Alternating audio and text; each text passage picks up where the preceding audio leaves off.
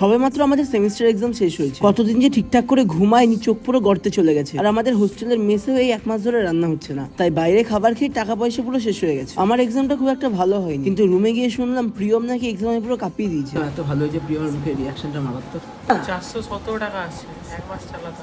আমার কাছে লিটারালি আর 60 টাকা পড়ে আছে, কিন্তু খিদে তো পেয়েছি আর রাতে কিছু খাবার খেতেই হবে। তাই আমরা চলে গেলাম তোমাদের প্রিয় বদ্দার ঘরে, বদ্দাকে দিয়ে খাবার রান্না করিয়ে খাবার খেতে। আর ওখানে গিয়ে যা বুঝলাম, আমাদের বলার আগে আমাদের জন্য রান্না করা শুরু হয়ে গেছে। কেউ যদি হাইজিন নিয়ে কমেন্ট করো, আমি কিন্তু স্ক্রিন থেকে বেরিয়ে তোমাকে চড়িয়ে দিয়ে চলে আসবো। এনিওয়ে, আমাদের বড় বড় রাঁধুনেরা রান্না করছিল আর আমার ল্যাদ খেয়ে খেয়ে পিঠে ব্যথা করছে, তাই সৌভিককে দিয়ে জোর করিয়ে মাসাজ করিয়ে নিলাম। তাই দেখে তুষারও চলে এলো মাসাজ খেতে, কিন্তু আমরা ওকে দুধ ছাই করে তাড়িয়ে দিলাম। আমি টুকুস করে 4 থেকে ঘুরে চলে এলাম। তবুও এই রাঁধুনিদের রান্না শেষ হলো না। আরো 3 ঘন্টা পরে রান্না কমপ্লিট হওয়ার পর কড়াই থেকে তরকারিটা কেউ নামতে দিল না, কড়াই থেকে তুলে তুলে সবাই খেয়ে নিল। এনিওয়ে বাই, আমরা এভাবেই খাবার খাই।